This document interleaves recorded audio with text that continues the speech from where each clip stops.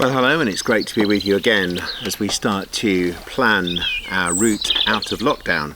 This video is really just to start us thinking about an exit plan, how we get out of lockdown for our business point of view. Everyone's talking about this from a personal point of view, what it might mean for families and holidays and all those things, but what does it mean for us as businesses? What does the landscape look like? And whilst none of us can predict with certainty the future, clearly we can make some decent predictions now, I think, of how things will look over the coming months and what that means for each of us as we plan our own business and our way out of this situation. So first of all, and sorry the depressing bit starts at the beginning, it's right that we check in with reality and just appreciate the scale of what we're currently facing as a country and as an economy. Clearly we are going into a very steep recession, the steepest recession we've seen certainly in our living memory, and a long while before that too. The economy has essentially been put into the deep freeze. We've seen many businesses closed altogether. Travel, cinema tickets, retail are all down about 85% on where they were at this time last year. We know that financial markets are off about 30%, that the oil price has dropped dramatically, and one day this week even went into negative territory. So it was actually people were paying you rather than the other way around. So unprecedented in terms of oil prices, and factories closed on reduced hours. Construction is clearly in reverse, and the whole economy is essentially frozen and waiting for a time when they can come out of this lockdown. There's a few encouraging very early signs. We see Jaguar Land Rover starting to go back to work. We've seen B&Q, the retailer, start to go back to work, and we've seen Taylor Wimpey start on some of their construction projects once again. We know that governments have pumped huge amounts of money into the economy to try to cushion the effects of this tremendous period of lockdown. In our own country, that's probably about £250 billion over a 3-month period. So if we are in some doubt as to how long this lockdown will last, and will it go on for a year, as some have been speculating in the media, I think it personally highly unlikely, because for every quarter that we continue with these conditions, it's costing the UK economy around about £250 billion. And that money has got to be borrowed from the money markets through the sale of gilt-edged stocks predominantly, and at some point those loans have to be repaid. So the UK government just simply can't afford to keep us in this current state for a very long period of time. Just not possible. But we do have to try and save lives, as is the mantra on the news every day when we watch it, but we also have to try to save businesses, jobs and the economy at the same time.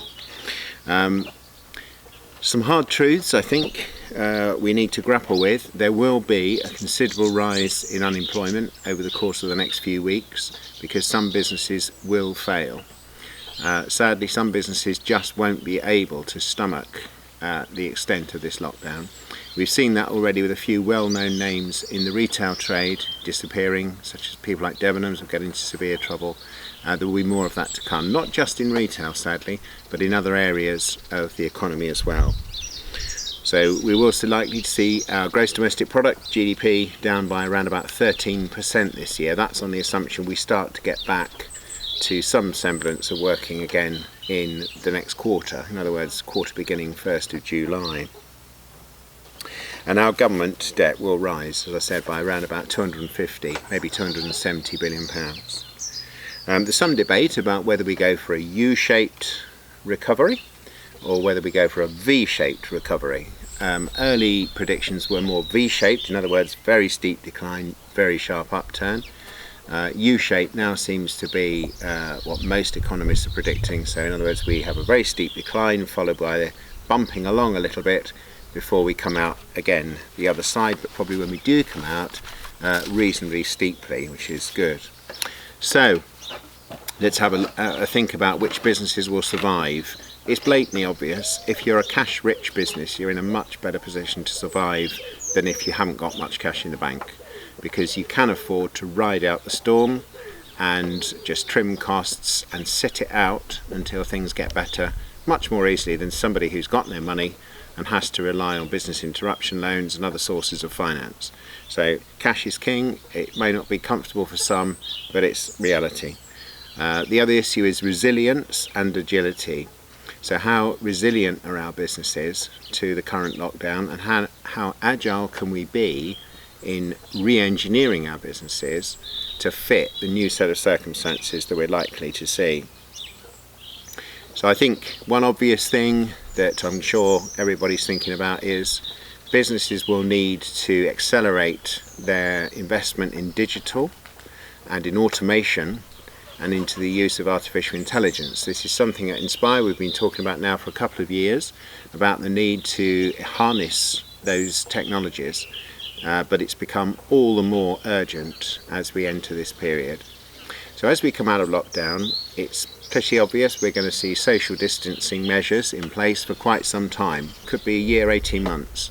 So those businesses that are more automated and don't rely on lots of human contact are clearly in a much better position than those that rely on lots of human contact and people in close quarters with each other.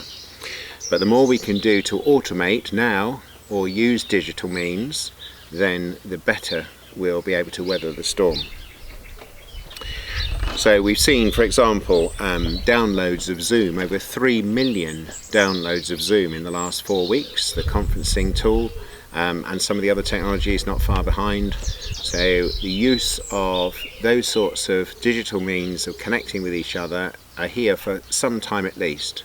So as a bare minimum, I would say a year to 2 years, we will see a lot more human interactions via video conferencing and other methods rather than in face-to-face.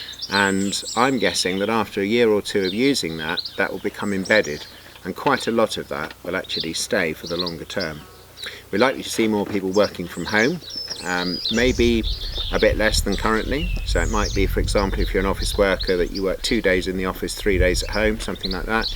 Ways of having less people in the office so you can have more distancing, but there is still benefit in people getting together.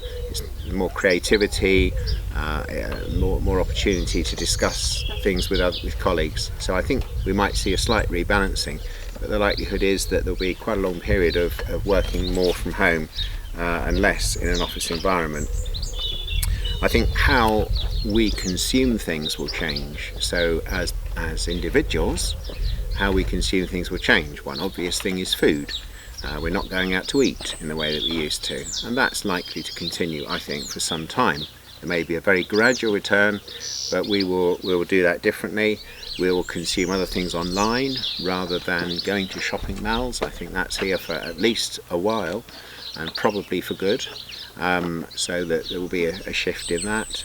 How we consume entertainment will be different. So rather than going to theatres and cinemas, we'll be doing things that we can do from home. So those who can provide entertainment for people to use in their homes are likely to be in a much better position than those that are relying on people to come back to their venues. So that's another way in which we can see it, but we can see it in lots and lots of different ways. So we've got to start thinking, how will people consume things that they need in the future compared to the past? And if the government lifts the lockdown, allows people to go out a little bit more, they are still going to be reluctant to go to places where there is a lot of people, where there are gatherings, plus the fact it will probably not be acceptable to do that, allow that to happen anyway, so people will be distanced. You know, is a cinema really viable when everybody's 2 metres apart? So we've got to start thinking about how might we re-engineer our businesses to take advantage of that and not to get caught out by it. I think one really interesting development that's come as a result of this crisis is this concept of a universal basic income, which would have been total anathema, certainly to the current government, just a couple of months ago. The idea of this is that if there is more artificial intelligence, so if a factory can operate with just a handful of staff because everything's automated and robotics are used, etc., if that's repeated across whole swathes of industry, there's much less need for human labour in the way that it has before, So a very small number of people could create quite a lot of wealth. So society has to adjust to that and say, well, how do we spread that wealth across the population so that everybody is able to live and to have a reasonable lifestyle, when only we need a small proportion of those people to actually be working to deliver it. That concept, I think, has been opened, the door has opened a little bit more on that concept, and I think we might see further developments of that concept over the coming 2 or 3 years as we accelerate the use of those technologies. Some things clearly will eventually return to normal. I think 2 or 3 years hence, if vaccines become available and treatments become available for coronavirus, then people will start to go back onto planes, people will start to book into hotels and go to restaurants, etc., etc. So a lot of those things will eventually return to normal, but the trouble is it probably won't be for 2 or 3 years.